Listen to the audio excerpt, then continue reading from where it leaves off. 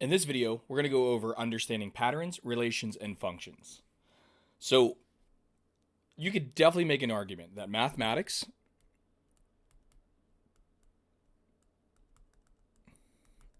is the study of patterns.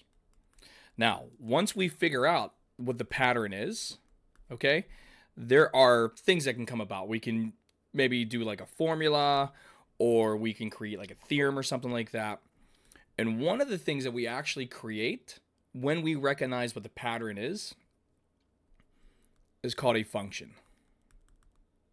All right. Now, a function is kind of like it's like a specialized calculator. All right. So, kind of follow along here. We are going to create a calculator. Now, this calculator is a very, very special calculator. And this is the screen of the calculator. And the only thing that this calculator knows how to do is it knows how to take any number that you type into it. So that number is going to go right here. All right. It's going to take that number and it's always going to add 1, no matter what. All right. So if you were to type in the number 3 and hit enter, then down here in the lower right hand corner where it says answer, it's going to say 4. All right. Or if you typed in, let's say, -5 and you hit enter, then the answer is going to say -4 because -5 plus 1 is -4. All right. This is what a function does. A function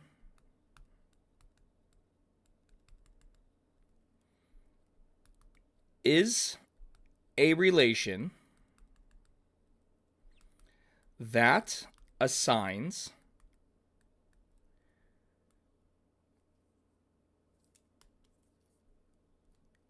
a y value. Actually, let's say it like this. A function is a relation that assigns an x value to exactly one y value. In other words, if I'm using the language that I used earlier, this x value would be the number that you typed in into our fancy calculator. The answer would be our y value. All right? And that's what a function does. In other words, there's no guessing. Like, if you think about it, for every x value, you get exactly one y value. Could you imagine how confusing it would be if you used this special calculator on the board and you said, okay, well, I type in a 4 and the answer says 7, 15. Well, it's like, well, which answer is correct? Is it the 7 or is it the 15? See, that is an example of something that is not a function. So a function basically says, hey, if you give me a number, I'm going to give you exactly one result. And that's what a function does for us. Now, functions have special names for these x values and y values. All right. So, and I'm going to guess you probably heard these at least once. So, all of the x values that you can think of that you can use within this function is called the domain. All right. So, instead of us saying x values, we say domain. Domain is a more general term. All right. The y values, or the answers that we got from that special calculator, we call that the range. All right. And remember, for each x value in the domain, you get, and these next two words are so important, exactly one y value in the range.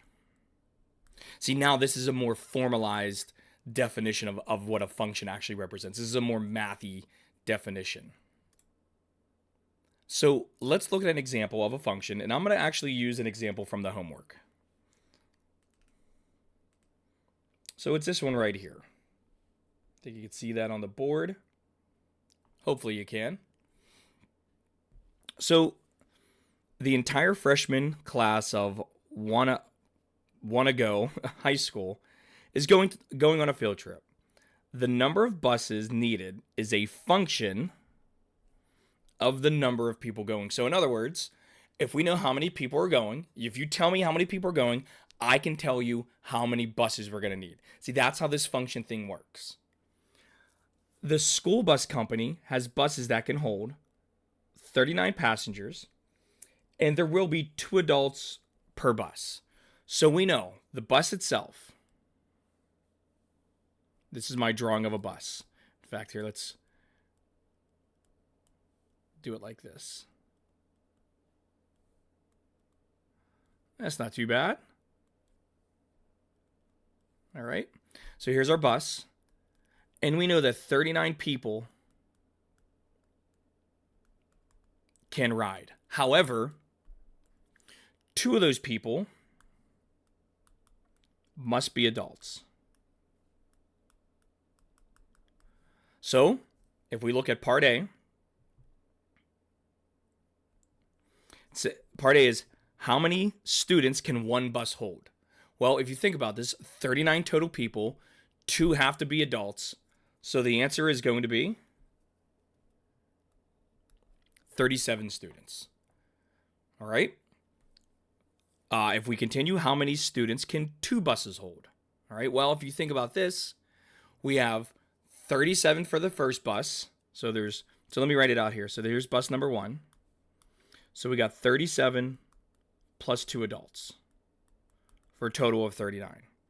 Now, the question is very specific. It's saying how many students. So, since we know the first bus can only hold 37 students, then the second bus can only hold 37 students as well. So the only thing that we have to do is just take 37 and multiply it by 2 to give me 74. Now, for the third bus, how many can we hold? Well, let's see here. That's going to be 3 times 37, which is 111. For this last question, though, we have to use a little bit of investigation here. And once again, this is the pattern that we're going to develop here. So if we want to continue the pattern, how many buses will be needed for 237 students? So if you keep doing what we're doing here, which is we're just taking the number of students and then multiplying it by the number of buses we need. All right. We're going to keep doing this until the number of the 37 times whatever number it happens to be exceeds what we actually need. Because remember, we need enough people to fill in a bus. Another way to think about this would be, well, if we know one bus contains 37 students, we need 237 students to fit into these buses, then all we have to do is just divide this. And that's going to give us about 6.4 or 7 buses. Because remember, 6 buses would fill everybody up except the people who are not on a bus. So we would need that additional bus. So this would just be 7 buses. Okay? Now, what we really need to be concerned with here is, well, what does this look like graphically? All right? Now, I'm looking at these graphs, and I'm going to guess a lot of us, we've seen this graph right here. We've seen something that looks like this. All right? This is just called a linear graph. All right? Because it forms a line. And I'm also going to think that we've seen this type of graph here in the middle of the screen. This we can consider just to be something called like a dot plot, where you just have dots, all right? And if you connected the dots, obviously you would have a line. So this is another linear graph. It's these two right here. It's this one. And if you look, they're very similar. So there's this graph, and then there's this graph, all right? Now, if you didn't see the difference between the two, I'm going to show you what they are right here. For the first graph, notice that the right-hand side of all the dots are shaded in. However, over here, all of the first side of the dots are shaded in. And yes, these two graphs, they definitely have a name. They're what we call step functions, meaning they create steps.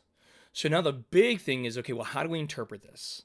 Well, if you remember from linear inequalities, that if you have a line, and I'm just going to zoom in right here. So if we have a line, and this is the one we're looking at, notice that, oh, it's a very thick marker. Let's tone that down a little bit. So notice here, all right, you have an open dot. And then on the far right side, you have a closed dot. All right? So what this means is that on the open side, you would not include those values, but on the closed side, you would include those values. All right? Then, if we look at the other one, and that's what we're going to do right now, notice how they're backwards. All right? So this is closed, and this is open. Now, you got to think about, well, what are we doing here? We're filling up buses. And whenever one bus is full, we need another bus to kick in. All right? So when we look at the graphs that we have here, all four of them, well, this graph, the dot plot, all that's telling you is, hey, if you have 0 people, you need 0 buses. Then this says if you have 40 people, you need 1 bus. And this says if you have 80 people, you need 2 buses. But that's not what we have here. Because we don't have exactly 40 people, or we don't have exactly 80 people. We have like 37, 74, 111. Like, we don't have these really nice numbers. So the dot plot is out. Now let's go over at the linear graph.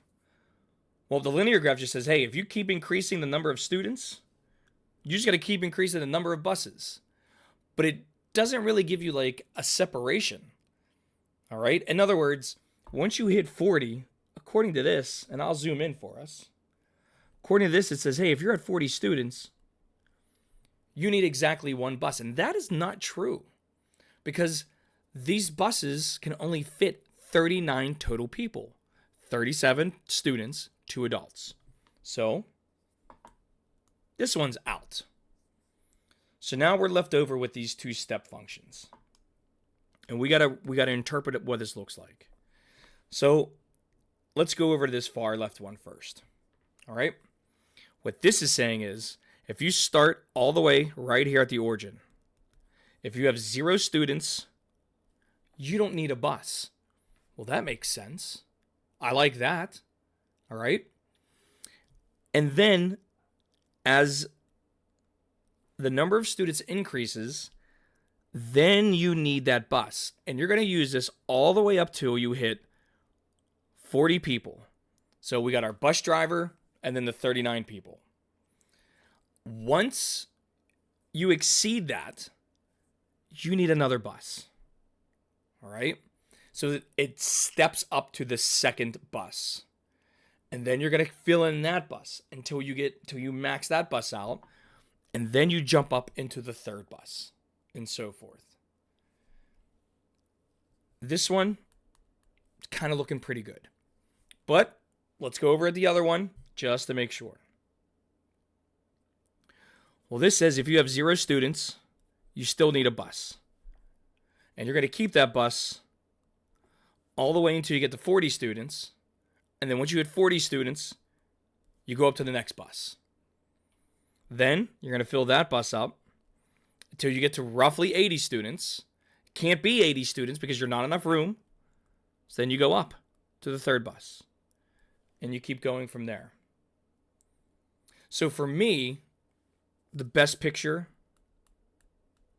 is part C right here. And that's because that models what's happening as we fill up the buses. All right? So as you start filling up the bus, you're going to keep putting students into the seats. Once the seats are exhausted, boom, you go up to the next bus. The reason why we cannot use 40 is because there's only enough room for 39 total people. 2 adults, 37 students. That's a total of 39. You add one more person, they don't have a seat. You need another bus. Now, the next example I'm going to do is another function, okay? And this one is a very famous example. It's a very famous problem. And it only deals with when you're adding consecutive numbers.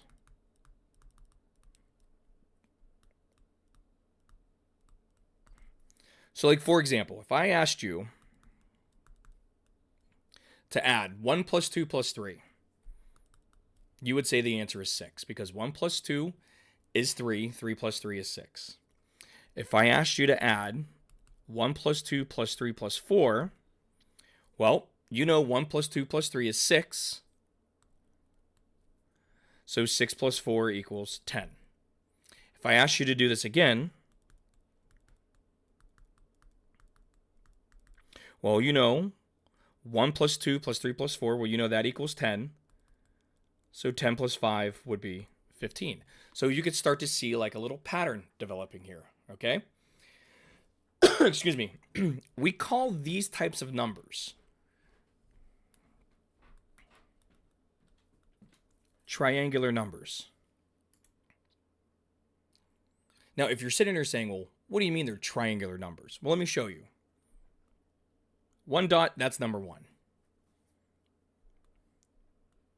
If you start with a dot and then add a row, you create a little triangle.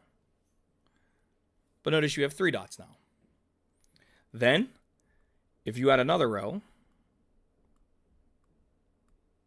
now you've created your triangle. Now you have a total of 6 dots. Well, there's number 6 right there. And if you look, first row is 1, second row is 2, third row is 3. If I do one more, I'm going to do one more for us. So if I add another row, now I have 10 total dots. All right, 1, 2, 3, 4, or when you add them up, you get a total of 10. So this is what the Greeks would call triangular numbers. So this went on for hundreds of years.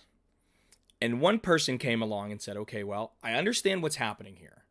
All right, like if you added 1 plus 2 plus 3 plus 4 plus 5 plus 6, that has to be 21 because 1 plus 2 all the way up through 5 is 15 plus 6 equals 21. Is there a way, or is there a function, or is there a formula that will allow me to add any amount of numbers instead of me doing this by hand over and over again? Is there a formula that I could just substitute, you know, whatever triangular number I want and get a result? And the story goes that around 12 years old, there was a individual named Frederick Gauss. And Gauss was about 12, and he was in class, and his teacher came in, and she put these problems on the board. And then she said, I want you to keep doing this until you get... So here's what her problem was. She said, I want you to keep doing this until you get all the way up to the number 100. And tell me what that answer is. Okay? So the students started to get to work, and they were doing it the same exact way that I'm doing it here, where, you know, you're drawing the triangular numbers, you're counting the dots, and then you're starting to develop a little pattern. Gauss did it in about 2 minutes. Figured it out in 2 minutes. It's taken me longer than 2 minutes to even explain this to you, yet this individual at 12 figured it out in approximately 2 minutes. And here's what Gauss did. He said, well, if you want me to continuously add up all these numbers up to 100, all right? He saw this pattern. Now, watch what I do here. I'm going to write it in red.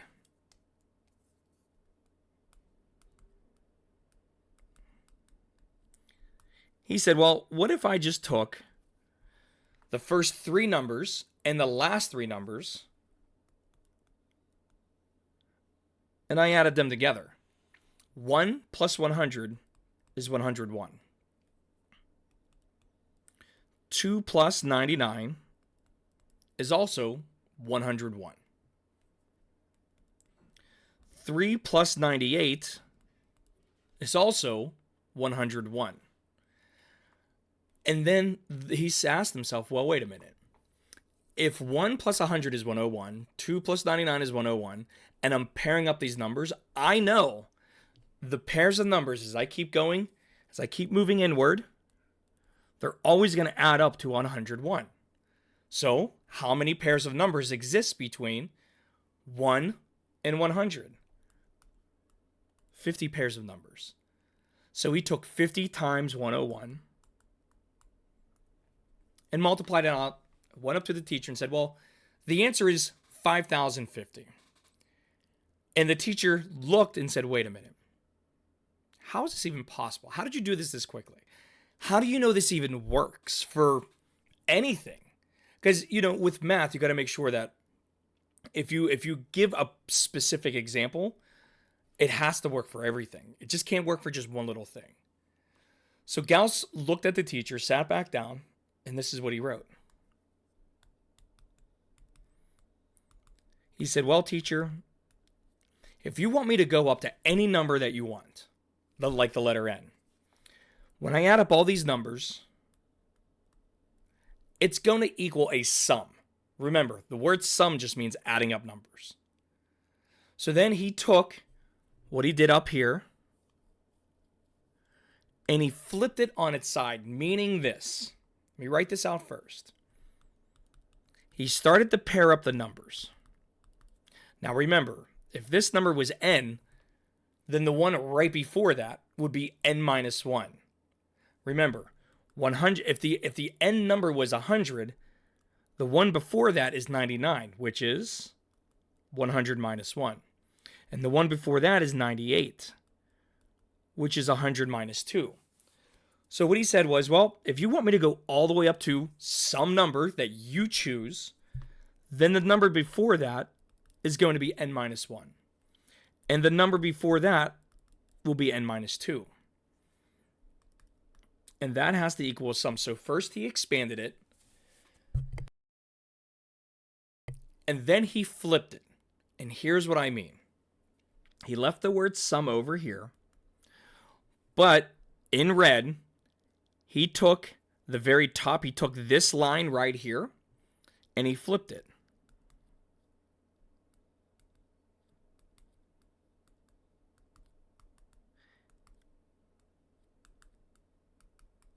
That's all he did. He literally just took the number 1 and the letter N and grabbed them and flipped this whole thing around. He rotated it.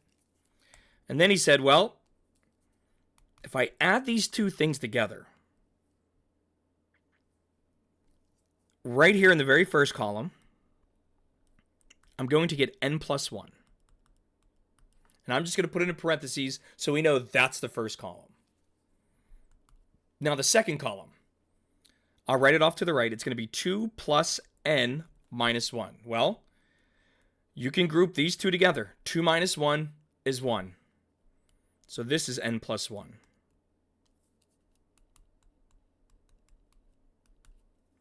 Now, the third column. This third column. He's going to add those together. I'll do it on the right first. 3 plus n minus 2. Well, you can group these together. 3 minus 2 is 1. And I think you're starting to see the pattern. So if you guessed that the next one is going to be n plus 1, well, you're correct, because if you take this column right here, highlighting it for you, let me write it out top to bottom, n minus 2 plus 3, well, negative 2 plus 3 is still positive 1. Then we just go all the way down. Oops. So this is going to be n plus 1. And finally, this will be n plus 1. And that has to equal the sum of the first and the sum of the second. Well, that is nothing more than just saying like x plus x, which is 2x. Well, in this case, it's going to be 2 times the sum. And the only thing he really thought of was, well, up above, if I had 1 to 100, I had 50 pairs. All right? So 50 numbers, if that makes sense, 50n. So down here,